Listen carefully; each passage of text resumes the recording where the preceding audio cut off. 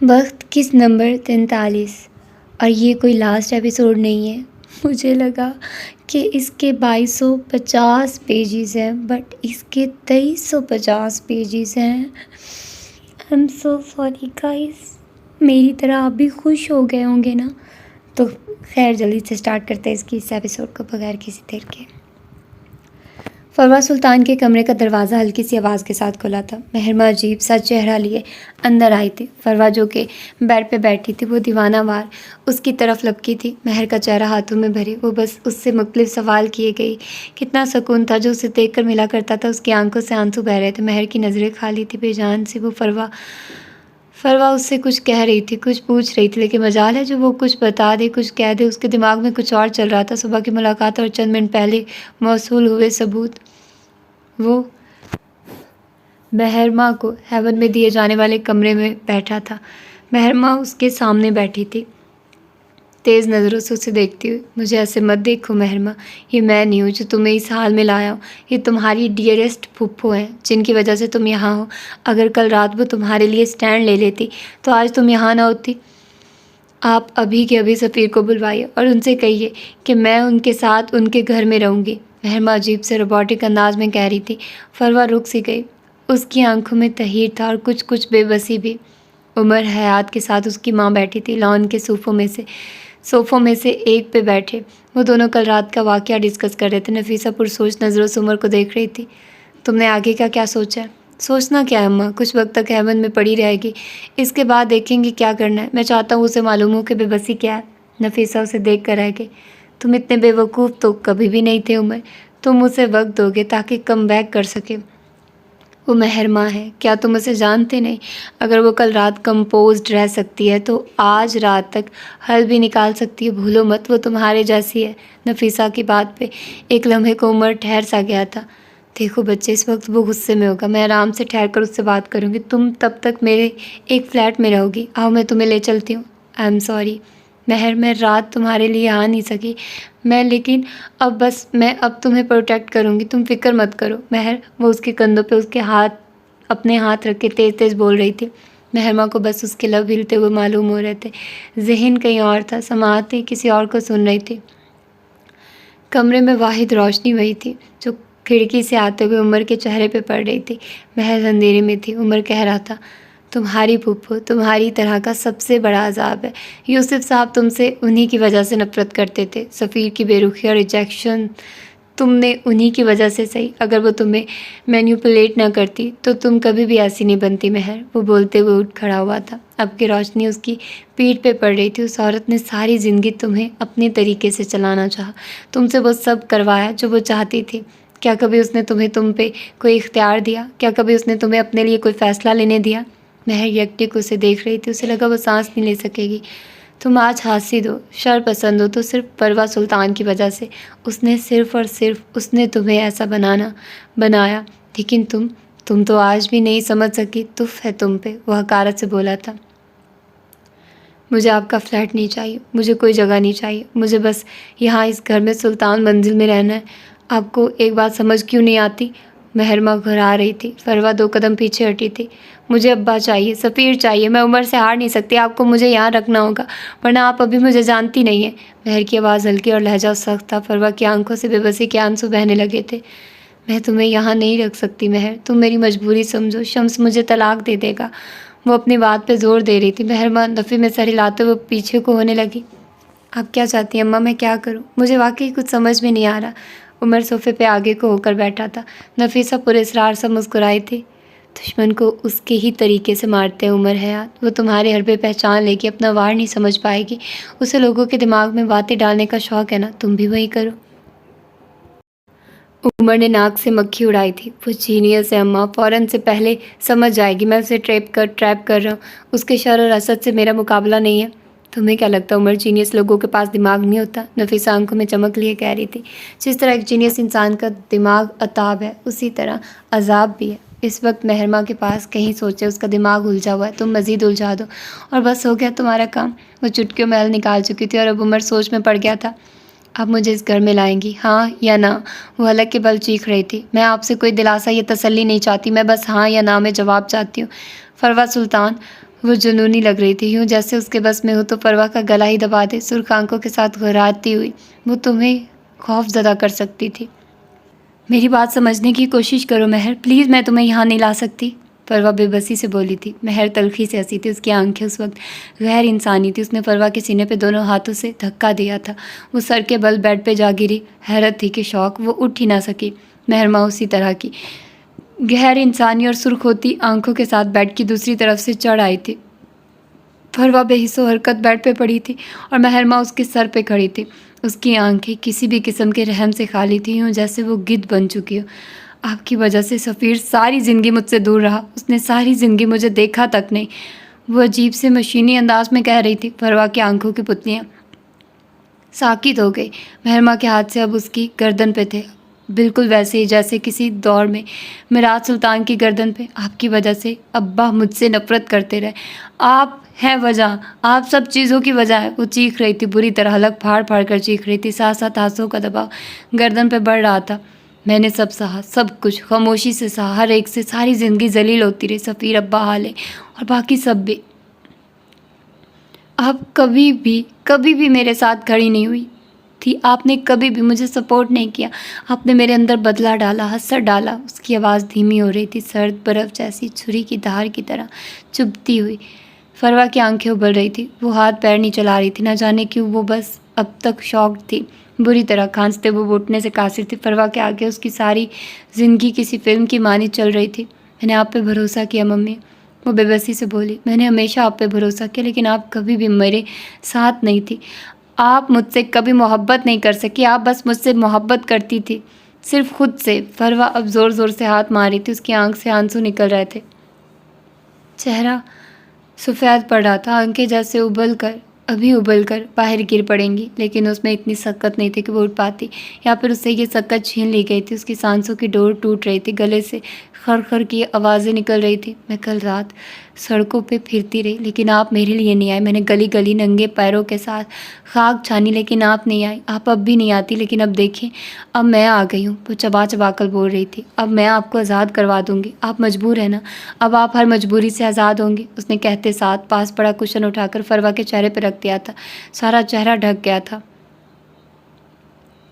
महरमा शैतानी आंखें लिए, जुनूनी अंदाज लिए उसके ऊपर बैठी, उसका सांस कैद करती रही। आप ख़त्म हो जाएंगी। आपने जिस तरह मुझे ख़त्म किया, आज आप उसी तरह ख़त्म होंगी। वो घबरा रही थी, साथ साथ बेबसी से चीख भी रही थी। आपने मुझसे मेरा बचपन छीना, मुझे छीना और मांगना सिखाया। मैं महरमा, मैं भी हारून शाहिद जैसी बन सकती थी अगर आप मुझे वक्त देती, अगर आप मुझ पे काम करती। दर्द से फटी हुई आवाज़ में चिल्लाई थी। मेरी जवानी आपने ग़ुलाम बना दी, मेरे दिल को असीर बना दिया। आपको कोई हक नहीं था ये करने का, किसी को कोई हक नहीं था। महरमा पे बस महरमा का हक था। वो धाड़ी थी और उसकी उसी धार के साथ परवा का हरकत करता जिस्म साकित हो गया। हर हरकत दम तोड़ गई, हर शय साकिन हो गई। महर ने अपने हाथ रोक लिए। आड़ा तिरछा पड़ा कुशन गिर गया तो फरवा का चेहरा नुमाया हुआ, लट्ठे के मानित सफ़ेद और मुर्दा। उसके चेहरे पे कुछ नहीं था सिवाय मौत के। उसकी आंखें छत से जा लगी थी और वो आंखें अब तक बेयकीन और शॉक्ड थी। सांसों की डोर टूट चुकी थी, हर हरकत, हर आवाज़ थम चुकी थी। खामोशी, एक लंबी खामोशी थी जो हर सू फैल गई थी।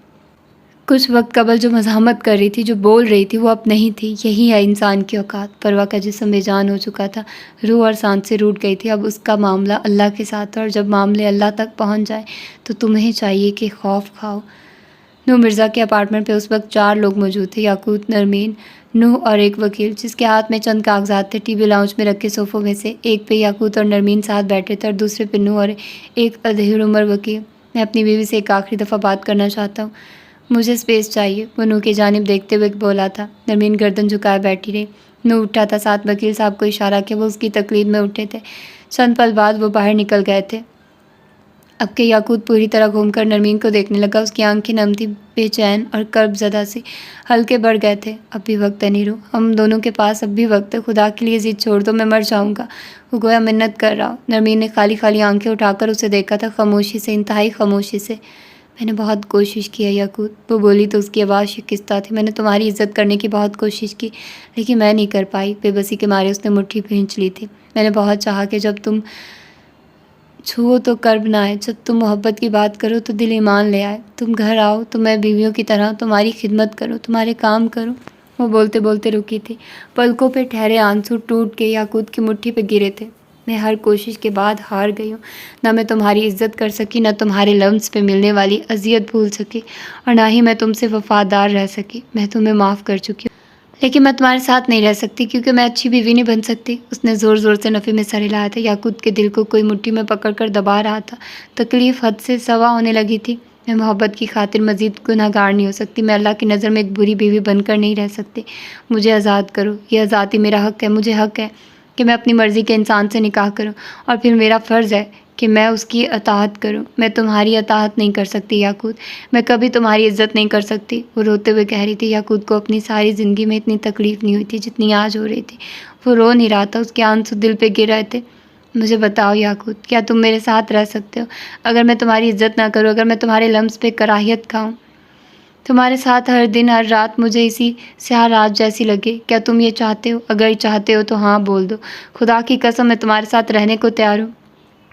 वो पूरे वसूख से बोली थी। तुम एक बार कह दो कि तुम्हें मुझसे मोहब्बत, चाहे बस इज़्ज़त नहीं, तुम्हें उसी रात की तरह मैं चाहिए हूँ। मेरी मर्ज़ी नहीं। मैं वकील साहब अंदर आए। याकूत ने दृष्टि से उसकी बात काटी थी। दिल कांप रहा था, जिस्म से जैसे सांस से जुदा हो रही हूँ। वकील अंदर आया था। नू उसके साथ था। वकील ने चंद कागजात उसके सामने रखे थे। याकूत के दिल को जैसे धक्का सा लगा हो। वो जब्त किए बैठा रहा। यहाँ साइन करें। वकील के कहने पर उसने एक नज़र नरमीन को देखा। उसकी भीगी आंखें इल्तिजा कर रही थी। नरमीन ने रुख फेर लिया। याकूत की रूह तक जख्मी हो गई। उसने कांपते हाथों से एक जगह दस्तखत कर दिया था। यूँ लगा था जैसे अपनी ही मौत का परवाना लिख दिया। 2 और जगह दस्तखत करवाने के बाद वकील ने वही कागजात नरमीन को दे दिए थे। नू उठ खड़ा हुआ था। वकील उसके साथ उठा था। वो दोनों अंदर की जानिब बढ़ गए। कहीं लम्हात याकूत शल सा बैठा रहा। फिर उसने हल्के से गर्दन मोड़कर नरमीन की आंखों में देखा। फिर आहिस्तगी से अपना हाथ नरमीन के मैदे से ज़रा नीचे वाली जगह पर रखा। वो साकित रह गई थी। उसे लगा था अब वो कभी सांस नहीं ले सकेगी, और वो वाकई एक पल के लिए सांस नहीं ले सकी। याकूत उसी तरह हाथ रखे बैठा रहा। कहीं पल बीते, कहीं साहतें बीती। तलाक तुम्हारी आज़ादी का परवाना है, लेकिन मैं जानता हूँ हमारी तलाक नहीं हुई, ना होगी। वो आहिस्ता आहिस्ता बोल रहा था, मुश्किल खुद सुन पा रहा हो। जैसे तुम दोनों अपना ख्याल रखना। वो बोलते हुए उठा था और फिर बगैर उसकी तरफ देखे बाहर निकल गया। उसके पीछे नरमीन अब तक साकित थी, शल थी। क्या वो जानता था? और अगर जानता था तब भी उसने ये खाली खाली सा आज़ादी का परवाना उसे क्यों थमा दिया? क्या वो वाकई ताल्लुक़ में मोहब्बत से इज़्ज़त को तरजीह दे गया था? क्या वो वाकई इस सड़े हुए ताल्लुक़ से ज़्यादा नरम सी मोहब्बत को तरजीह दे गया था, या फिर एक बुरे बाप के बदले एक नए आने वाले को अच्छी माँ पे तरजीह दे गया था? अपार्टमेंट के बाहर लोहे के दरवाजे से टेक लगाए बैठा याकूत बुरी तरह रो रहा था। उसकी आंखें भल भल बह रही थी। दिल कट रहा था। रूह जैसे अंदर तक किसी ने चीर दी हो। खून ही खून रचने लगा था। मोहब्बत पे इज़्ज़त को तरजीह देना हर एक के बस की बात नहीं हुआ करती। वो उसके ठंडे साकित वजूद को देखते हुए बुरी तरह चौंक उठी थी। उसकी आंखें खौफ से फैल गई। उसने अपना हाथ मुंह पे रखकर अपनी चीखों का गला घोंट दिया था।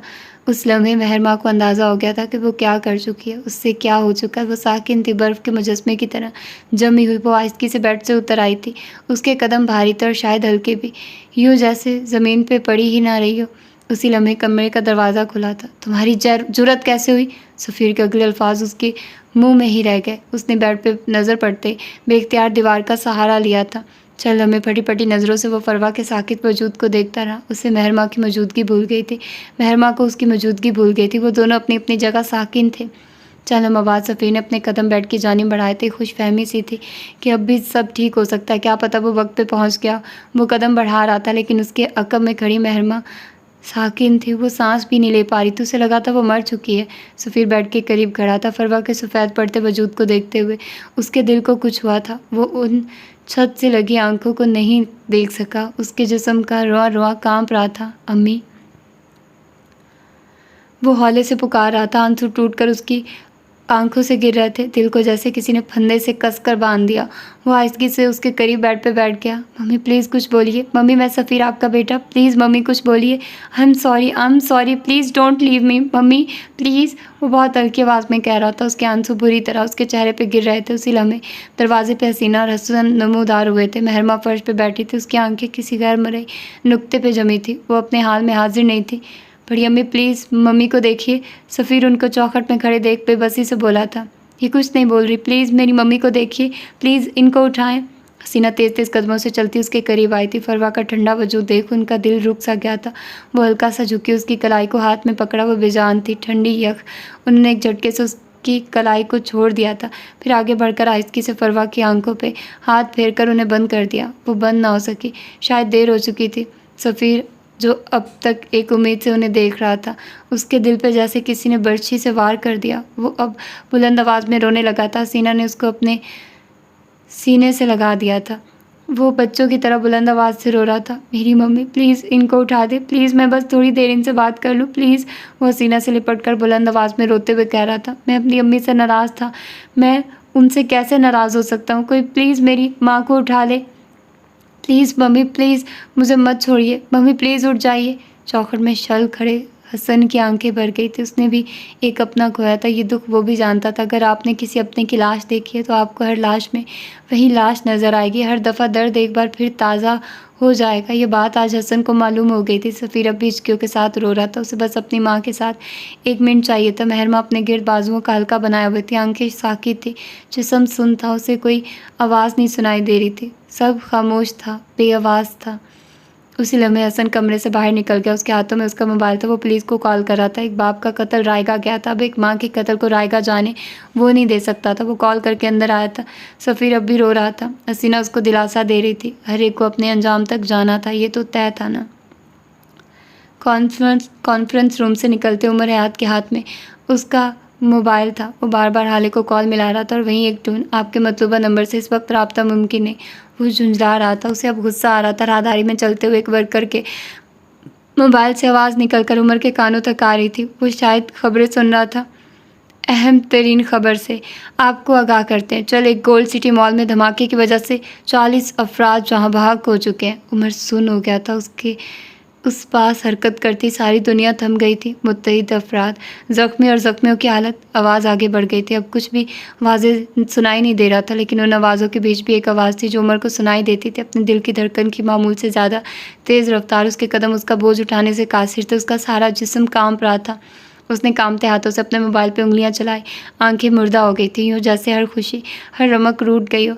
उसके मोबाइल की स्क्रीन पे हाले की लोकेशन वाज़े हुई थी, गोल्ड सिटी मॉल। लोकेशन बताता सब स्टिक जैसे तमस्खुर से उस पे हंसा था। अगले ही लम्हे वो दीवाना वार राहदारियों में भाग रहा था। कौन सामने आया, उसने किसको धक्का दिया, कौन गिरा और किसने उसे पलट कर कुछ सख्त कहा। इस वक्त उसे कोई आवाज़ सुनाई नहीं दे रही थी। आसपास बस खामोशी थी। उमर को एक आवाज़ सुननी थी, वरना वो बहरा हो जाता, एक चेहरा देखना था, वरना वो अंधा हो जाता। वो मुसलसल हाले के नंबर पर कॉल मिला रहा था, लेकिन बेसूद। उसकी आंखें पागलों की तरह उसकी तलाश में थी। उमर को अपना दिल रुक रुक कर चलता हुआ महसूस हुआ था। पार्किंग लॉट में उसने बेचैनी से अपनी गाड़ी ढूंढनी चाहिए, लेकिन गाड़ियों की एक लंबी कतार में उसे अपनी गाड़ी काफ़ी दूर खड़ी नजर आई। वो 1 मिनट का इंतज़ार भी नहीं कर सकता था। पास ही एक वर्कर अपनी गाड़ी का दरवाज़ा खोल रहा था। उमर एक जस्त में उस तक पहुंचा था, उसके कोट से पकड़कर उसका रुख अपनी जानिब किया और उसके हाथ से चाबी चपट ली। वर्कर हक्का बक्का रह गया था। उमर ने उसी हाथ से उसको दूर किया और खुद गाड़ी में बैठ गया। बेचारा वर्कर उसके अकब में खड़ा सर सर पुकारता रह गया था। वो गाड़ी चलाते हुए भी एक हाथ से मुसलसल फ़ोन मोबाइल पे हाले को कॉल्स किए जा रहा था। जवाब नदारद। उसकी आंखें सुर्ख हो गई थी, दिल जैसे डूब कर उभर रहा था। उसे आज तक इतनी बेबसी कभी महसूस नहीं हुई थी। वो आज तक इतना परेशान कभी नहीं हुआ था। वो कभी अपने बालों में हाथ फेरता था तो कभी कनपट्टी को ज़ोर से दबाता था। गाड़ी को अंधाधुंध भगाते हुए उसे किसी चीज़ का होश नहीं था। और फिर अगले चंद मिनट में वो मॉल की बिल्डिंग के सामने था। बिल्डिंग राख का ढेर बन चुकी थी, जगह जगह से स्याह धुआं उठ रहा था, कहीं कहीं आग लगी थी। लोग चीखते चिल्लाते हुए कहाँ अपने अजीज़ों की लाशों के कटे पुटे टुकड़े देख रहे थे, कुछ अब भी अपने करीबी लोगों की तलाश में थे। पुलिस बामुश्किल उन्हें रोके हुए थी। उमर इमारत को देखते हुए एक पल के लिए सुन हो गया था। उसके कान जैसे समाहत से महरूम हो गए। उसने हाले को नहीं देखा तो शायद वो सांस नहीं ले सकेगा। वो मेकानिकी अंदाज में कदम आगे बढ़ा रहा था। मोबाइल पे हाले की तस्वीर लगी थी जिसे वो एक एक को दिखा रहा था। मेरी बीवी को देखा है कहीं, वो हर एक से पूछ रहा था। वो नाका तोड़कर आगे बढ़ जाना चाहता था जब 2 एहलकार ने उसके सीने पे हाथ रखकर उसे रोका था। उमर ने ठंडी बर्फ नज़रों से उसे देखा था। एएसपी उमर हयात। वो चबा चबा कर बस इतना बोला था। एहलकार अदब से हट गए। वो जानते थे पुलिस में कोई सस्पेंड या मुअत्तिल नहीं होता, कम अज़ कम पाकिस्तान पुलिस में नहीं। पुलिस वालों की वापसी सिवाय कब्र के हर जगह से मुमकिन होती है, वो नाका हटाता आगे बढ़ाया था। जगह जगह लाशें, जख्मी लोग, कटे हुए अज़ा। वो बेजान कदम उठाता आगे बढ़ रहा था। कानों में उसकी आवाज़ गूंज रही थी। आंखों के आगे कुछ मंजर उभर रहे थे। अंग्रेज़ी तर्ज पे बने कैफ़े में मध्यम रोशनियों के बीच एक दरमियान में इसके गिर्द लगी कुर्सियों पे वो दोनों बैठे थे। हाले मुस्कुराते हुए उमर को देख रही थी। अच्छा बताओ ना उमर, तुम मुझे हनीमून पे कहाँ लेकर जाओगे? बल्कि मैं बताती हूँ, हम यूरोप चलते हैं। उमर ने उसको ऐसे देखा था जैसे उसका दिमाग चल गया हो। जितना खर्चा यूरोप जाने का है ना, मेरी साल भर की तनख्वाह भी पूरी नहीं होगी। अच्छा ठीक है, फिर तुर्की चलते हैं। हाले कुछ सोचकर बोल रही थी। उमर एक बार फिर नाक भू चढ़ा चुका था। हरगिज़ नहीं, हम तुर्की जाएंगे और वहाँ तुमने अगर किसी तुर्क लड़के की नीली आंखों की तारीफ़ कर दी तो मैं तो खामखा उसे गैरत के नाम पे कत्ल कर दूंगा। उसके ऐसे उसके ऐसे खौफनाक नक्शे खींचने पर हाले बदमज़ा हो गई थी। उमर ने उसको इस तरह देखा तो तसल्ली देने वाले अंदाज में आगे हुआ। अच्छा आप कोई अच्छी सी जगह बताओ, वहाँ ले जाऊँगा वादा। तुम मुझे लाखों खेत ले चलो, बल्कि रहने ही दो। तुम वहाँ के नान पकौड़ों के बिल पे भी 4 बार बेहोश होकर उठोगे। वो जले घटे लहजे में बोलकर दोबारा अपनी कॉफ़ी पीने लगी थी। उमर ने भी कुछ सोचते हुए अपनी कॉफ़ी का मग उठा लिया था। सही कहती हूँ, हम गरीब लोगों के घूमने को तो कोई जगह बची ही नहीं। वो सदमे से बोला था। उसे देखा है? ये मेरी बीवी है। इसे कहीं देखा है? वो एक आदमी को हाले की तस्वीर दिखा रहा था। आदमी उसे झिड़क कर आगे चला गया था। उमर उसे जाता देखता रहा। किचन में खानों की इश्तहा अंगेज खुशबू फैली थी। उमर ने अपरन बांध रखा था और हाले के सामने अपनी बनाई नई डिश रख रहा था। तुम शेफ़िज़ भी ना? हाँ, शेफ़्स भी ना? बस बातों को बढ़ा चढ़ाकर बताते हो। सादा बिरयानी को कोलकाता बिरयानी बना दिया और आम से सफ़ेद चावल बनाकर कहते हो चाइनीज़ है। हालांकि टेस्ट तो सेम होता है, बस भारी भारी नाम रख लेते हो। और उसकी बनाई प्लेट को देखते हुए कह रही थी। उमर को तो सदमा ही लग गया था। तो मत खाया करो ना, अगर इतना ही बुरा लगता है। वो जलकर बोला तो हाले ने प्लेट आगे सिरका ली। मैं तो मजबूर हूँ, शौहर के खाने से इनकार करके जहन्नुम में थोड़ी जाना है। वो मुस्कुराहट जब्त किए कह रही थी। उमर ढेर सारा इश्तिहार अंदर दबाए उसे देख कर रह गया। उसने चावलों का एक चम्मच लिया, उसे मुंह तक ले गई और फिर बुरी तरह बदमज़ा हुई थी। ये तो आम चावल है उमर, हम शेफ्स तो बड़े बड़े नाम रख लेते हैं ना। वो जलकर बोला था। हाले बेख्तियार पछताई थी। आगे बढ़ते हुए उसके पैरों में कुछ लगा था। उमर ने झुककर देखा, वो मोबाइल था, आधा जला हुआ। लेकिन जब उमर ने उसे पलट कर देखा तो उसका सांस तक रुक गया। उसकी आंखें पथरा गई। एक लम्हे को दिल बंद हो गया। बैक कवर पे हाले और उमर की तस्वीर लगी थी, आधी जली हुई, लेकिन वो उसे पहचानता था। उसे बेख्तियार ऑक्सीजन की कमी महसूस हुई थी। उसे अपनी आंखें गीली होती महसूस हुई। दिल को जैसे खंजर से चीर दिया गया। तस्वीर बस हाले की जानिब से जली हुई थी। वो दोनों लाउंज के सोफे पे बैठे थे। हाले ने हाथ में पॉपकॉर्न का प्याला था। लाउंज अंधेरे में डूबा हुआ था। सामने लगी स्क्रीन पे कोई शादी का सीन चल रहा था। उमर ने सीन को देखा, फिर गर्दन मोड़कर हाले को देखा। वैसे अगर हमारी शादी इतनी जल्दी में ना हुई होती तो मैंने भी बड़े बड़े ख्वाब देखे थे। वो चमकती आंखों से कह रहा था।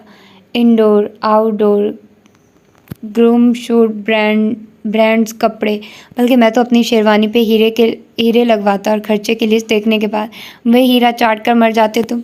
हाले स्क्रीन को देखते हुए बोली थी। वैसे देर तो अब भी नहीं हुई, हम वलीमा कर सकते हैं। अब के हाले ने भी गर्दन मोड़ ली थी।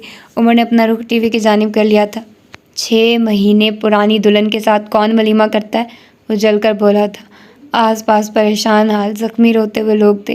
कोई बच जाने पे तशक्कुर के आंसू बहा रहा था, कोई किसी को खो देने पे रो रहा था, किसी को अपने जख्म कराने पे मजबूर किए हुए थे। ऐसे में वही एक था जो हर एक से बेगाना, बस पागलों की तरह उसे ढूंढ रहा था। एक हाथ में अपना मोबाइल था और दूसरे हाथ में हाले का जला हुआ मोबाइल। उसे देखकर बेख्तियार तरस आता था। आपने इसे देखा है? वो अब एक औरत को रोककर पूछ रहा था। उसके हाथ साथ एक आदमी भी था। अभी औरत कुछ कहती कि वो बेजारी से बोल उठा। अरे अब तक तो हड्डियां भी गल गई होंगी। इसको देखा, दिमाग ना खराब करो अभी मैं। उसके बाकी के अल्फाज मुंह में रह गए। उमर उसको गर्दन से दबोचे हवा में बुलंद कर गया था, फिर उसी तरह झटके से नीचे किया और अपना बाजू उसकी गर्दन पे लपेट दिया। जिंदा गाड़ दूंगा अगर किसी ने कहा उसे कुछ हो गया है। वो एक लफ्ज़ चबा चबा कर बोला था। आदमी का दम घुटने लगा तो मैंने झटके से उसे छोड़ा था। वो हाँफने लगा था, बुरी तरह खांसते हुए। वो खौफज़दा नज़रों से उमर को देख रहा था, सख्त नज़रों से उसे घूरते हुए। वो होश में नहीं लगता था। उमर उस पर लानत भेजकर अभी आगे जाता कि उस औरत की आवाज़ पर रुक गया। इसे यहाँ ढूंढना बेकार है, अगर यहाँ होती तो भी मर गई होती। उमर के दिल को जैसे किसी ने मुट्ठी में लेकर जोर से दबा दिया। वो पलट भी ना सका। उसे लगा उसने आले को खो दिया है।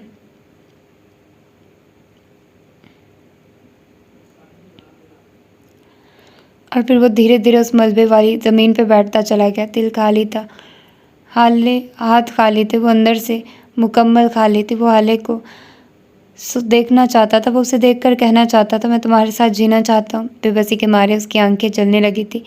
सुल्तान मंजिल के बाहर पुलिस की गाड़ी का साइन बजा तो सफ़ीर के पूरे जिस्म में जैसे शरारे दौड़ गए थे। वो पलंग पे लेटे अपनी बेजान माँ के करीब से उठा था। सीना को आगे से हटाता वो झपटने के अंदाज में मेहरमा को बाजू से पकड़कर खड़ा कर चुका था। उसकी आंखें खून छलका रही थी, यूँ जैसे अभी वो उसी वक्त वो उसका कत्ल कर देगा। तुम इंसान हो या जानवर? तुम किसी की माँ को कैसे मार सकती हो? वो अपनी पूरी कुव्वत से चिल्लाया था। मेहरमा कुछ नहीं बोली। वो अब भी शॉर्ट थी। तुम्हें ज़रा गैरत, ज़रा शर्म नहीं आई? तुम मेरी माँ को कैसे मार सकती हो? वो नमगीली आंखों के साथ चिल्ला रहा था। उसकी आवाज़ में गुस्से से ज़्यादा गम था। मैं इनसे नाराज़ था यार। कम अज़ कम तुम मुझे इनसे माफ़ी मांग लेने देती। तुम इतनी बेहिस कैसे हो सकती हो? वो बोलते हुए भी रो रहा था। जिनके माँ बाप इस दुनिया से इस तरह चले जाए कि वो उनसे नाराज़ हो या फिर बच्चे उनसे नाराज़ हो, तो पीछे रह जाने वाली औलाद का दुख आप नहीं समझ सकते। मैं तुम्हें छोड़ूंगा नहीं मेहरमा। मैं तुम्हें अभी और इसी वक्त पुलिस के हवाले करूंगा। तुम अभी मुझे जानती नहीं हो। वो उसे बाजू से पकड़े घसीटते हुए कमरे से बाहर लेकर जा रहा था। मेहरमा मजामत नहीं कर रही थी, वो बस उसके साथ खिंचती चली जा रही थी। जो औरत उसका मजबूत सहारा थी वो अब नहीं रही थी, और उसके न रहने की वजह वो खुद थी। पथरीली रविश पे पुलिस की भारी नफरी खड़ी थी। दो खरांट किस्म की मोटी मोटी औरतें और उनके साथ खड़ा हसन सुल्तान, जिसकी आंखें जख्मी और सुर्ख थी। उनमें आज दरहम नहीं था। वो अपने बाप के कत्ल का बदला चाहती थी। सफ़ी ने फेंकने वाले अंदाज में एक झटके से मेहरमा को उनके हवाले किया था। इसी झटके से मेहरमा होश में आई थी। इसे ले जाइए, कातिल है, मेरी माँ का कत्ल किया इसने। सफ़ीर गिली बैठी हुई आवाज़ में नफरत से कह रहा था। उसका दिल फट रहा था। फरबासी पुलिस कांस्टेबल मेहरमा को बाजू से पकड़े खड़ी थी, लेकिन ऐन उसी पर महर अपना बाजू छुड़वाकर आगे लॉन की तरफ भागी थी। उसने अभी चंद ही कदम उठाए होंगे कि नीचे पड़े पत्थर पे उसका पैर रपटा था और वो मुंह के बल पथरीली रविश पे गिरी थी। ये सब इतना अचानक हुआ था कि कोई भी कुछ समझ ही ना सका, लेकिन अगले पल महर की दिल खराश चीखों ने पूरे सुल्तान मंजिल को बावर करवा दिया था कि आज उठने वाला जनाजा सिर्फ एक नहीं होगा। उसे यहाँ मत ढूंढो, क्योंकि वो यहाँ नहीं है। वो औरत एक बार फिर बोली थी। उमर अब भी नहीं पलटा था। उसका सीना जैसे कोई जकड़ रहा था।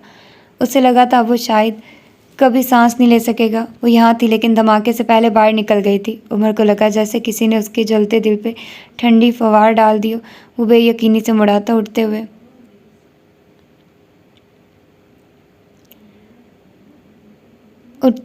उसके जिस्म में नई सांस भरी जा रही थी। औरत अब भी कह रही थी, हाँ वो यहाँ नहीं रुकी थी। उसने कहा था वो अपने शौहर के बगैर शॉपिंग नहीं करेगी। अल्फाज नहीं थे, आबे हयात थे वो, जो कतरा कतरा उमर हयात को पिलाए जा रहे थे। मैंने यहाँ उसका फ़ोन गिरा हुआ देखा था। मैं यही फ़ोन उठाकर उसके पीछे गई थी, लेकिन उसकी गाड़ी बहुत तेज़ थी। वो आगे निकल गई थी। मैं उसके पीछे गई, लेकिन ज़्यादा दूर नहीं जा सकी थी कि धमाके की आवाज़ सुन ली। मैं महफूज रही, क्योंकि मैं मॉल से काफ़ी दूर थी। उसका फ़ोन कैसे जला? वो अटक अटक कर बोल पाया था। ये फ़ोन मेरे पास था, मेरा शौहर अंदर था। मैं इस फ़ोन से अपने शौहर को ट्राई कर रही थी और पुलिस एहलकार ने मेरा फ़ोन मेरे हाथ से लेकर फेंक दिया। वो कहाँ गई? क्या आपको कुछ बताया? उमर बेकरारी से बोला था। उसकी आंखें भीग रही थी, अलग दुख रहा था। वो अभी के अभी उसे देखना चाहता था। मैं नहीं जानती। औरत ने लाइन में से कंधे अचका दिए और आगे बढ़ गई। उमर अब तेज़ तेज़ कदम उठाता बाहर की जानिब जा रहा था। मलबे वाली ज़मीन, उठता हुआ धुआं, वो सबसे बेनियाज था। उसे बस जल्द से जल्द आले के पास जाना था। चलते हुए उसने उस एरिया की रेस्टोरेंट की लिस्ट खोल दी रखी थी। मुख्तलिफ रेस्टोरेंट, कैफ़े, होटल। वो कहाँ जाएगी, क्या करे? और फिर अपनी गाड़ी के करीब पहुंचकर एक नाम पे उसका दिल शांत हो गया था। उसे मालूम हो गया था वो कहाँ होगी। उमर ने अपना चेहरा आसमान की जानिब उठाया था। उसकी आंखें गीली थी, चेहरे पे कालक लगी थी। मैं सारी ज़िंदगी आपका शुक्रगुजार रहूँगा अल्लाह, बस इतना कहकर वो दोबारा गाड़ी में बैठ चुका था। गाड़ी अब भी तेज़ रफ्तार थी। उसका दिल अब भी धड़क रहा था। वो बेचैन अब भी था। ये तय था कि वो उसे देखे बगैर पुरसुकून नहीं हो सकता। एक छोटे से रेस्टोरेंट के सामने गाड़ी रोकते हुए उसका दिल बेतेज़ धड़क रहा था। क्या हो जो वो यहाँ ना हुई? क्या हो जो वो वापस मॉल चली गई हो? क्या हो जो वो औरत झूठ बोल रही हो? हज़ार अंदेशे थे, हज़ार वसवसे थे, लेकिन वो बस अपने दिल की सुन रहा था। वो दिल जो उसे बता रहा था कि उमर हयात के साथ अब मज़ीद ज़्यादती नहीं होगी। उसकी हालत अजीब थी, बिखरे बाल, शर्ट पे लगाए स्याह दाग, ऐसे ही चंद एक दाग चेहरे पे भी थे। सबसे ज़्यादा अजीब उस वक्त उसकी आंखें थी, सुर्ख, गीली और बेकरार। वो गोल चक्करदार ज़ीने चढ़ते हुए ऊपर जा रहा था। ज़ीन में उसकी आवाज़ गूंज रही थी, मेरी हैप्पी प्लेस मेरे एक दोस्त का रेस्टोरेंट है। मैं जब भी स्ट्रेस्ड और परेशान होती हूँ तो वहीं जाती हूँ। जीनों से गुजरता एक वेटर उससे टकराया था। उसके हाथ में प्लेटर था, मुख्तलिफ खाने, बल्कि कई सारे खाने। वो उदास सा मुस्कुराया। वेटर उससे माजरत करता आगे चला गया। जब मैं वहाँ जाती हूँ तो वहाँ की ऊपरी मंजिल बस मेरी होती है। मैं वहाँ बड़ी सी टीवी पे एक अच्छी सी फिल्म लगा लेती हूँ और फिर अगले कई घंटे फिल्म देखती रहती हूँ और अपनी पसंद का प्लेटर इंजॉय करती रहती हूँ। वो आखिरी जीने पे था, बस उस जीने के पार वो होगी या फिर शायद नहीं होगी। उसने ना होने का सोचकर उसका दिल खाली सा हो गया था। वो कब इतनी ज़रूरी हो गई कि उसके बगैर सारी ज़िंदगी अंधी और सारी दुनिया बेआवाज़ लगे। उमर ने याद करना चाहा था। हाँ मैं जानती हूँ अब तुम जल रहे होगे, वो उमर के चेहरे को देखते हुए कह रही थी। लेकिन अमीर होने का एक फ़ायदा होता है, आपके दोस्त भी अमीर होते हैं और अमीर दोस्त आपको गैर मशरूत फेवर्स देते हैं, जैसे मेरे दोस्त मुझे देते हैं। छोड़ो, मैं भी किसे बता रही हूँ, मेरा बेचारा गरीब शौहर। वो ऊपर मंजिल के फर्श पे कदम रख चुका था। लकड़ी का बना नफीस इंटीरियर, सोफ़ों के दरमियान सजी लंबी मेज़ें, टीवी पे चलती फ्रोज़न और उन सब के दरमियान में वो भी थी, अपने प्लेटर से एक एक चीज़ ध्यान से लंबी मेज़ पे रखवाती। स्याह ताज़ा डाई शुदा बालों को उंगलियों से कान के पीछे अड़सती वो उमर को नई ज़िंदगी दे रही थी। वो आगे नहीं जा सका, उसकी आंखें उस मंज़र पे जम गई। वो बस उस मंज़र को दिल में उतार लेना चाहता था। क्यों थी वो ऐसी? क्यों उसके बगैर ज़िंदगी इज़ाफ़ी थी? क्या है ये मोहब्बत जो एक सेल्फ़ ऑब्सेस्ड इंसान से किसी की आंखों की तारीफ़ करवाती थी? ये कैसा जज्बा था जो एक पैसों के जुनूनी इंसान से अपनी सारी जमा पूंजी एक औरत पे लुटा देने को मजबूर कर देता था? उमर को उस लम्हे मोहब्बत से खौफ आया था।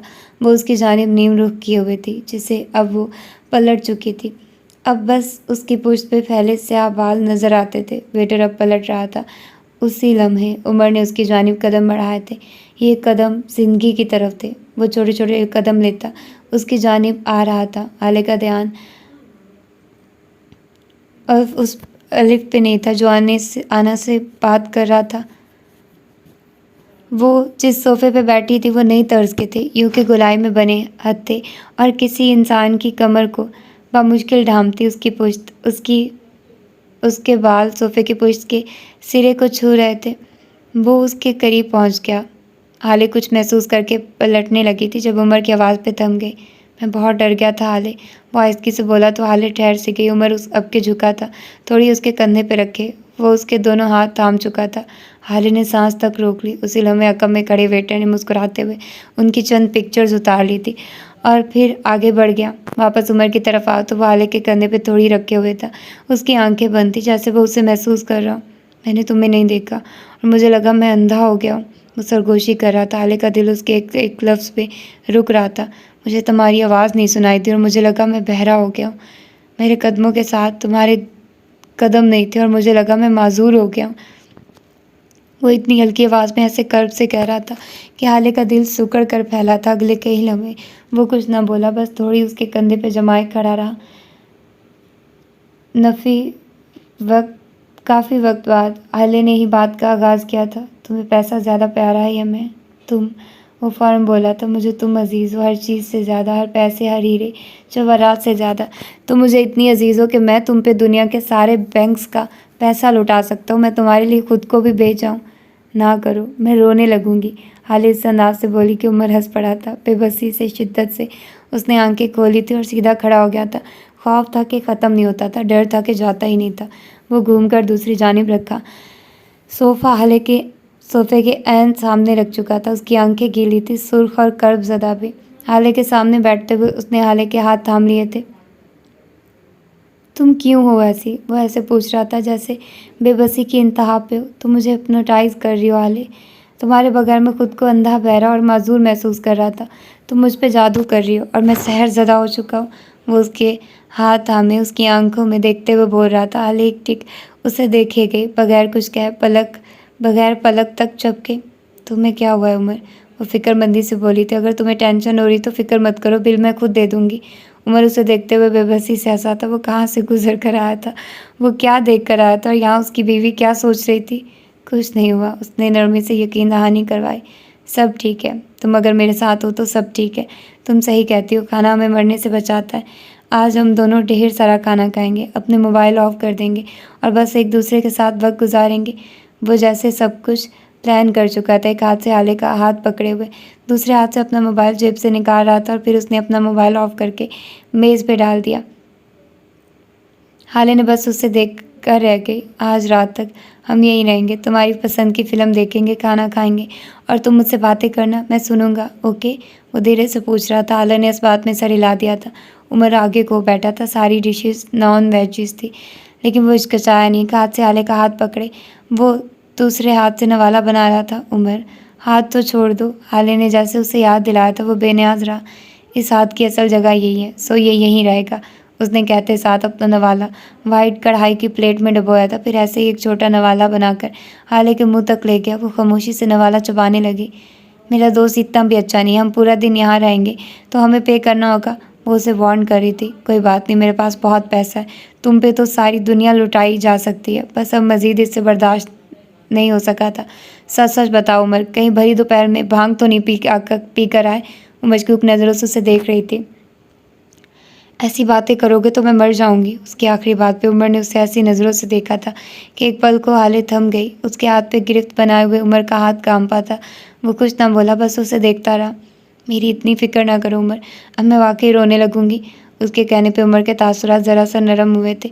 उसने एक और नवाला बनाया और उसके मुंह तक ले गया। हाले ने खामोशी से आगे बढ़कर नवाला मुंह में ले लिया। वो अब उससे हल्की फुल्की बातें कर रहा था। उसका ध्यान खुद पर से हटा रहा था और जल्दी वो कामयाब हो भी गया था। हाले सब कुछ छोड़ छाड़ उसके हाथ से खाना खाती रही और बोलती रही। अगर ज़रा सा नज़र उठाकर देखो तो उसका हाथ अब भी उमर के हाथ में था। उसे जैसे खौफ सा लागता कि यह हाथ कहीं उससे छूट जाएगा। मोहब्बत कभी कभी आपको बेहद खौफज़दा कर देती है। सुल्तान मंजिल में सफ़े मातम बिछ चुका था। लॉन में सफ़ेद चांदनियाँ बिछी थी जिनके गिर्द औरतें बैठी थी। सिपारे सबके हाथों में थे, लेकिन किसी का ध्यान उन सिपारों पे नहीं था। ये वक्त इशा के करीब का था। जनाजा रात में ही उठाया जाना था। सुबह से लेकर अब तक लाश अस्पतालों के धक्के खाती रही थी। वजह थी पोस्टमार्टम। मगरिब के करीब करीब मैयत घर वालों के हवाले की गई थी। महरमा अब तक अस्पताल में थी। वो अपनी वजह से ही अपनी औलाद खो चुकी थी। चांदनियों पे बैठी सिपारा हाथ में ली हुई औरतें रो नहीं रही थी, बल्कि सफ़ीर के अलावा तो किसी की भी आंख ने आंसू नहीं बहाया था। वो अब भी अपनी माँ के पैरों के करीब बैठा था, हल्की बेहद हल्की आवाज़ में रोता हुआ। उसे नहीं परवाह थी किसी महर की, किसी शम्स की। उसे बस उसकी माँ के साथ कुछ वक्त चाहिए था। हसीना बेगम और नफीसा हयात भी उन्हीं औरतों के साथ बैठी थी। लॉन की दूसरी जानिब मर्द सफ़ेद कुर्ता पहने हुए शम्स सुल्तान सुर्ख आंखों के साथ पुरसा वसूल कर रहा था। उसके सख्त चेहरे पे आज कर्ब था। यूसुफ सुल्तान अपनी व्हील चेयर पे ही बैठे थे। लोग आते थे, उनसे ताज़ियत करते थे और मुड़ जाते थे। लॉन को छोड़कर बाहर दरवाजे की जानिब आ। उमर हयात की गाड़ी बाहर रुकती हुई नजर आएगी। वो दोनों एक साथ गाड़ी से बाहर आए थे। घर के बाहर गाड़ियों का बेतहाशा रश देख हाले को खतरे की घंटी सुनाई दी थी। उसने हॉल कर उमर की जानिब देखा था। उसका चेहरा खाली था, सपाट सा, जैसे वो जानता हो यहाँ क्या हुआ है। उमर, यहाँ क्या हुआ है? प्लीज़ कुछ बुरा ना बोलना। उसका दिल जैसे बंद हो रहा हो। जिन लोगों ने अपने अजीज़ों के जनाजे देख रखे हों वो गैरों की भी खैर मांगते हैं। महरमा ने फरवा का कत्ल कर दिया, वो खबर सुनाने वाले अंदाज में बोला था। हाले के दिल को धक्का सा लगा था। उसने उमर को नहीं देखा। वो तेज़ तेज़ कदम उठाती अंदर जाने लगी थी। लॉन की जानिब आते हुए उसकी आंखें भरने लगी थी। उसी लॉन में एक दिन उसके बाप का जनाजा था और आज उसी लॉन में कातलों की लाश थी। क्या लेकर गई वो औरत यहाँ से? ये महल, हीरे जवाहरात, अपने रिश्तेदार, कोई भी तो उसके साथ नहीं गया। अगर कुछ गया था तो वो उसके अमाल थे। अब आगे का साथ बस उसके और उसके अमाल का था। हाले ज़रा फासले पे खड़ी रही। सफ़ीर मैयत के कदमों की जानिब बैठा था, सर झुकाए हुए। उसकी आंखें आंसू बहा रही थी। उसे देखकर हाले के दिल को कुछ हुआ था। चाहे उसने माजी में जो सलूक रखा, लेकिन वो एक वक्त में उसका दोस्त था। हाले उसे देखते हुए छोटे छोटे कदम उठाती उसके करीब जा रही थी। फिर उसने खुद को सफ़ीर के करीब घुटनों के बल बैठते हुए देखा। सफ़ीर, हाले ने पुकारा तो झटका खाकर सीधा हुआ। उसकी आंखें सूज चुकी थी। वो शायद बुरी तरह रोता रहा था। हाले को देख उसकी आंखें एक बार फिर तेज़ी से बहने लगी थी। मेरी अम्मी को माफ़ कर देना हाले, प्लीज़। उन्होंने तुम्हारे साथ जो भी किया, प्लीज़ उनको माफ़ कर दो। वो उसके सामने हाथ जोड़ चुका था। हाले बस उसे देखती रही नम गीली आंखों से। हमने तुम्हारे साथ बहुत बुरा किया हाले, प्लीज़ हमें माफ़ कर दो। मैं माफ़ी मांगता हूँ तुमसे, मैं तुमसे हर गुनाह की माफ़ी मांग रहा हूँ। वो बुलंद आवाज़ में रोते हुए बोल रहा था। लोग उसे देखने लगे थे। प्लीज़ मेरी माँ को और मुझे माफ़ कर दो, चाहे मुझे माफ़ ना करो, लेकिन प्लीज़ मेरी माँ को माफ़ कर दो, प्लीज़। वो हाथ बांधे सर झुकाए बुरी तरह गिड़गिड़ा रहा था। हाले ने उसके जुड़े हुए हाथ आज़ाद कर दिए। सफ़ीर रुक कर उसे देखे गया। मैंने सब माफ़ किया, वो हल्की आवाज़ में बोली। तो सफ़ीर के दिल से बोझ हटा। मैंने आपको माफ़ किया, आपकी माँ को भी माफ़ किया, अल्लाह उनके लिए आसानियाँ करे, वो भारी दिल के साथ कह रही थी। मैंने आप सबको अल्लाह की खातिर माफ़ किया। सफ़ीर ममनून था, उसका दिल हल्का हो गया था उसी पल। हारून सादा शलवार कमीज़ में मलबूस उसी जानिब आता दिखाई दिया। वो सफ़ीर के करीब पंजों के बल आकर बैठा था। आंटी को लेकर जाना होगा सफ़ीर, उठो, हिम्मत करो, वो नरमी से बोला। तो सफ़ीर के दिल पे एक बार फिर बोझ बढ़ा। आंखें एक बार फिर भर रही थी। हारून उसे बाजू से पकड़कर खड़ा कर चुका था। उनके दरमियान जो भी इख्तलाफ सही, लेकिन हारून शायद किसी की माँ के मरने पे इंतकाम लेने वालों में से नहीं था। लॉन की दूसरी जानिब शम्स सुल्तान के साथ उमर हयात खड़ा था। वो ताज़ियत कर चुका था। चंद एक बातों के बाद वो हल्की आवाज़ में अब कोई और बात कर रहा था। आप फ़िक्र न करें शम्स साहब, नीलामी की तारीख मैंने आगे करवा दी, 1 माह बाद की तारीख है। मैं आपका गम समझ सकता हूँ। वो बात तो शम्स से कर रहा था, लेकिन उसकी नज़रें लॉन की दूसरी तरफ हाले पे टिकी थी। मैं जानता हूँ किस तरह किसी अपने को खो देने का ख्याल ही आपकी रूह खींच लेता है। मैं सब जानता हूँ। अल्लाह आपको सब्र दे। शम्स ने सर को खम दिया था। उमर अब लॉन की दूसरी जानिब बढ़ गया था। कुछ ही वक्त में मैयत को कंधा दिया जाने लगा था। एक जानिब उमर, हारून, सफ़ीर और सरदार, 4 मर्दों के मजबूत कंधे। उनके अकब में खड़ी कई औरतें और फिजा में गूंजते नाराए तकबीर की बुलंद सदाओं में मैयत को उसकी आखिरी आरामगाह की तरफ ले जाया जाने लगा। अब उसका मामला अल्लाह के हवाले था। क्या तुम्हें इस सतर से खौफ नहीं आया? एक माह बाद नीलामी का दिन, सुबह 10:30 बजे। यह सुबह दिसंबर की एक खूबसूरत सुबह में से एक थी। ठंडी हवाओं ने कराची को अपनी लपेट में ले रखा था। गो कि हवाएं यख बस्ता नहीं थी, लेकिन अहलियान कराची उसी में खुश थे। उनके लिए यही सर्दी थी। उमर हयात के बंगले पे ये सुबह वासी होकर मुरझा चुकी थी। उस वक्त ये सुबह ऐसी थी जैसे खिज़ा के पीले जर्द पत्ते हों। उमर और हाले सुल्तान के मुश्तरका कमरे में आए तो हाले सुल्तान ड्रेसिंग मिरर के सामने बैठी थी। उसने वही सुर्ख साड़ी पहन रखी थी जिसे वो कुछ अरसा कबल मॉल में खरीद नहीं सकी थी। उस वक्त वो नीलामी में जाने को तैयार थी, लेकिन दिल था कि भर भर आता था। पिछला 1 महीना अच्छा गुजरा था। उमर उसके साथ था, वो खुश थी। अम्मा, हसन, हारून, दादा सब उसके साथ थे, राज़ी थे। ज़िंदगी वापस डगर पे आ गई थी। महरमा को चंद दिन कबल ही पुलिस गिरफ्तार कर गई थी। इससे पहले वह अस्पताल में एडमिट रही थी। हाले सुल्तान उस वक्त सिंगार मेज़ के सामने बैठी थी। उसकी आंखें बार बार भर आती थी, जिसकी वजह से कई बार वो अपना मेकअप साफ करके दोबारा लगाना शुरू करती थी। उमर, जो कि उसके अकब में बैठा अपने जूतों के तस्मे बांध रहा था, वो काफ़ी देर से उसकी कार्रवाई नोट कर रहा था। बल आखिर अब वो उठ आया था। स्याह डिनर सूट में मलबूस, बालों को जेल से जमाए, हल्की बड़ी हुई शेव में वो काफ़ी अच्छा लग रहा था। छोटे छोटे कदम लेता वो हाले के सामने ड्रेसिंग टेबल पर आकर बैठा था। वो पल के झपक झपक कर आंसू अंदर उतार रही थी। उसके हाथ में मस्कारा था। उमर ने खामोशी से उसके हाथ से मस्कारा ले लिया। हाले ने मज़ामत नहीं की। रोना है? उसके संजीदगी से पूछने पे हाले ने गीली आंखों के साथ बच्चों की तरह ज़ोर ज़ोर से सर हिलाया था, और फिर उसकी आंखों से ना रुकने वाला आंसुओं का सिलसिला शुरू हो गया। उमर खामोशी से उसके बालों पे हाथ फेरता रहा, जैसे हम किसी बच्चे के सर पे हाथ फेरते हैं। मुझे डर लग रहा है उमर, मुझे बहुत डर लग रहा है। मुझे लगता है मैं बाबा के सर पे लगे ये धब्बे नहीं उतार सकूँगी, वो रोते हुए बुलंद आवाज़ में कह रही थी।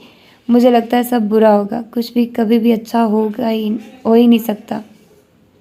बाबा को बेगुनाह साबित करना ये मेरे लिए बहुत मुश्किल है। उम्र में बहुत डर रही हूँ। वो उसका हाथ बुलंद करके अपनी आंखें उसके हाथ पे टिकाए रोती चली गई थी। वो एक हाथ से कभी उसके बालों को थपकता, कभी उसके आगे गिरने वाले बालों को कान के पीछे अड़स रहा था। काफ़ी देर तक वो रोती रही थी और फिर खुद ही थक गई।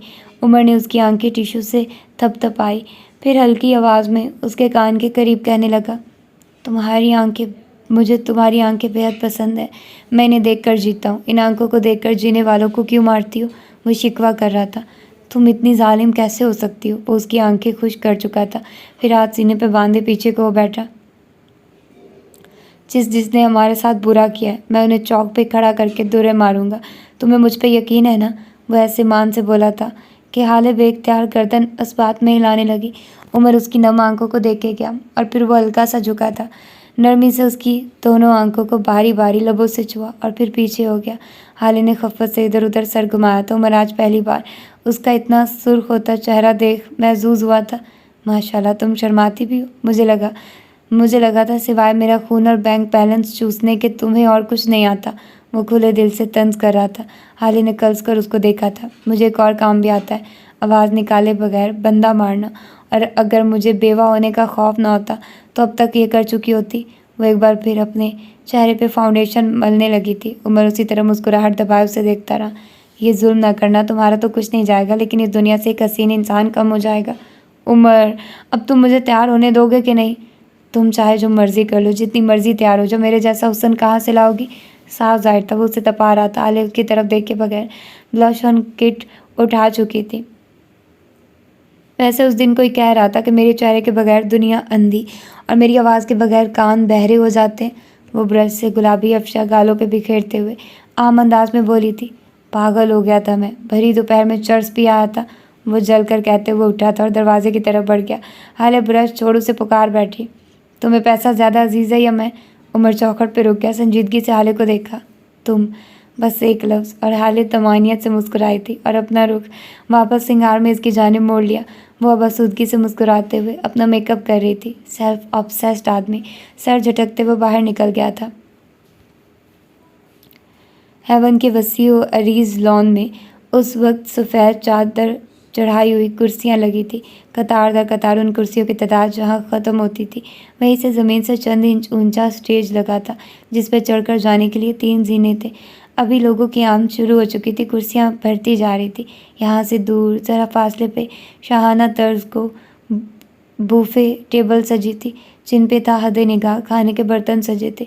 उनकी इश्तहा अंगेज़ महक नाक के नतनों से टकराती तो रूह तक ताज़ा हो जाती थी। उन्हीं मेज़ों के गिर्द हारून शाहिद और लैल सिकंदर बैठ खड़े थे। लैल ने ऑफ वाइट साड़ी पहन रखी थी जिसके बॉर्डर पे सुनहरी काम हो रखा था। छोटे बालों को कर्ल किए बड़ी बड़ी आंखों से हारून को देखती वो खूबसूरत लग रही थी। तो फिर तय हुआ कि तुम मुझे प्रपोज नहीं कर रहे? वो हारून को देखते हुए मसनूई अफसोस से कह रही थी। New navy blue dinner suit वाला लड़का मुस्कुराया था। उसकी सुरमई आंखों में चमक थी। हम दोस्त ही अच्छे हैं। अभी एक दूसरे की जिन बातों पे दिल दुखता है बाद में उन पे गुस्सा आएगा। तुम दोस्त बनकर नखरे करती अच्छी लगती हो, बीवी बनकर नखरे करोगी तो जहर लगोगी। वो जताकर बोला तो लैल मुस्कुराई। फिर उसकी नज़रों की सीध में देखा। वो आंखों में चमक लिए सामने से आती हाले को देख रहा था। तुम भी दोस्त बनकर किसी औरत को ऐसे देखते हुए बुरे नहीं लगोगे। अगर शौहर बनकर देखा तो आंखें नोचे जाने का खदशा है। लैल वार्न कर रही थी। इतने में हाले उनके करीब आ चुकी थी। उमर ज़रा फासले पे शम्स के साथ रुक गया था। वो तीनों अब आपस में बातें कर रहे थे। हाले मुस्कुरा रही थी, चेहरा चमक रहा था। ये किसी किस्म का हाईलाइटर नहीं था, ये किसी किस्म की सनलाइट नहीं थी, ये कुछ अलग ही सी चमक थी। Red is made for you हाले, हारून उसको देखते हुए सताइश से बोला था। हाले ने मुस्कुराते हुए सर को खम दिया। तुम पे वे नेवी ब्लू बहुत अच्छा लगता है। हारून का दिल चाहता सर पीट ले। ये नेवी ब्लू नहीं है हाले, वो बेचारगी से बोला था। साथ साथ जहन के पर्दे पे चंद दिन कबल का मंजर उभरा था। फरवा सुल्तान के कत्ल के चंद दिन बाद। ये एक निजी आर्ट गैलरी का मंजर है जिसे नए उभरते आर्टिस्ट्स के लिए बनाया गया था ताकि जब वो अपने आर्ट की नुमाइश करवाना चाहे तो उन्हें ज़्यादा दिक्कत ना हो। उस वक्त ये art gallery Shahid maroon Shahid के बनाए शाहकारों से सजी थी। वो अपने बाप के साथ और अपने दोस्तों के साथ आने वाले हर नए आदमी को अपनी पेंटिंग्स की डिटेल्स दे रहा था। वो सराहा जा रहा था, वो सराहे जाने के काबिल था। सब लोगों से बच बचाकर वो अब गैलरी की लंबी पतली सी गली नुमा जगह की तरफ आया था। दोनों दीवारों पर लगी पेंटिंग्स और तंग सी जगह पे खड़े उमर और हाले सताइश और फ़ख्र से हर एक पेंटिंग को देख और तारीफ़ कर रही थी। और उस वक्त उमर को सख्त जहर लग रही थी। वो बुरा सा मुँह बनाए उसके साथ खड़ा था। ये देखो उमर, ये पेंटिंग हारून ने पूरे 6 माह लगा कर बनाई है। हाले ने एक पेंटिंग की जानिब इशारा करके बताया था। हाँ तो एक आदमी बनाने में 6 महीने कौन लगाता है? नाकाम पेंटर। एक आदमी को पकड़ने में 4 माह कौन लगाता है? नाकाम पुलिस वाला।